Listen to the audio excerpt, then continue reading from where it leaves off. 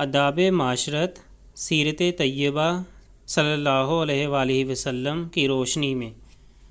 آداب معاشرت سے مراد معاشرے میں رہنے سہنے اور زندگی گزارنے کے طریقے ہیں۔ آداب معاشرت سے مراد معاشرے میں رہنے سہنے اور زندگی گزارنے کے طریقے ہیں۔ اسلام ایک مکمل ضابطۂ حیات ہے، مکمل زندگی گزارنے کا طریقہ بتاتا ہے، جس میں زندگی گزارنے کے تمام طریقوں سے آگاہ کیا گیا ہے۔ قرآن مجید زندگی کے تمام معاملات کے متعلق معلومات فراہم کرتا ہے۔ نبی کریم خاتم النبیین صلی اللہ علیہ وآلہ وسلم کی زندگی ہمارے لیے عملی نمونہ ہے۔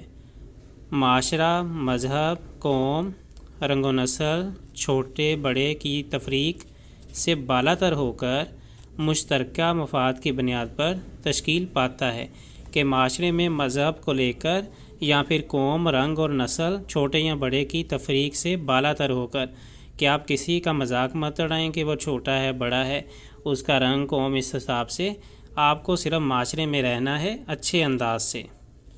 اسلامی معاشرت کی بنیاد تقویٰ، اخوت، بھائی چارہ، انصاف، احسان اور احترام انسانیت پر مبنی ہے۔ نبی کریم خاتم النبیین صلی اللہ علیہ وآلہ وسلم نے مساوات اور اخوت کی بنیاد پر مدینہ منورہ میں مثالی معاشرے کی بنیاد رکھی۔ معاشرے کے استحکام کے لیے ضروری ہے کہ ہر شخص معاشرے کی بہتری کے لیے اپنا کردار ادا کرے۔ اس متن میں سیرت طیبہ کہ نبی پاک کی جو زندگی ہے اس سے مثالیں لی جا سکتی ہیں۔ حضرت محمد صلی اللہ علیہ وآلہ وسلم گھر میں ہوتے تو اپنے کام خود کرتے، کپڑوں میں پابند لگا لیتے، بکریوں کا دودھ دوہتے، جوتے سی لیتے، جانوروں کے لیے چارے کا انتظام کر دیتے، مسافروں کی مدد اور مہمان نوازی کرتے، رشتہ داروں کے ساتھ اچھا سلوک کرتے اور ان کے حقوق ادا کرتے۔ آپ خاتم النبیین صلی اللہ علیہ وآلہ وسلم کی سچائی اور ایمانداری کی وجہ سے دشمن بھی آپ صلی اللہ علیہ وآلہ وسلم کو صادق اور امین کے نام سے پکارتے تھے۔ آپ خاتم النبیین صلی اللہ علیہ وآلہ وسلم دوسروں کو کام کرتا دیکھتے تو خود ان کے ساتھ کام میں شامل ہو جاتے۔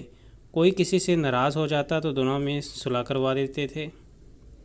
اسلام نے عورتوں کے حقوق مقرر کیے، انہیں وراثت میں حصے دار بنایا، بلکہ ان کے اخلاقی اور قانونی حقوق کو بھی تحفظ دیا۔ آپ خاتم النبیین صلی اللہ علیہ وآلہ وسلم اپنی ازواج مطہرات رضی اللہ عنہ کے ساتھ انصاف اور محبت کا سلوک کرتے، اپنی بیٹی فاطمہ الزہرا رضی اللہ تعالیٰ عنہ کی آمد پر کھڑے ہو کر ان کا استقبال کرتے۔ اسلام نے پرامن معاشرے کی بنیاد رکھی، مدینہ منورہ میں بھائی چارے کا نظام قائم کیا۔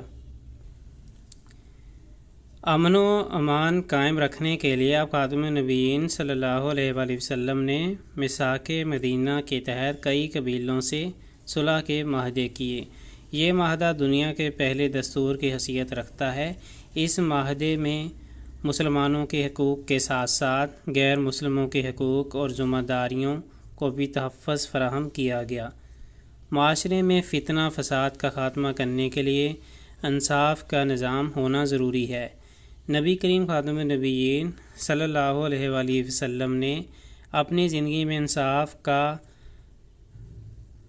لاجواب نظام قائم کیا، جس میں امیر و غریب کا فرق ختم کیا۔ ہمارے لیے اپنے ملک و معاشرے کی فلاح و بہبود اور ترقی کو یقینی بنانے کے لیے لازم ہے کہ معاشرے کی تعمیر و تشکیل اسلام کے لازوال سنہری اصولوں پر کریں اور سیرت طیبہ صلی اللہ علیہ وآلہ وسلم کو اپنا رہنما بنائیں۔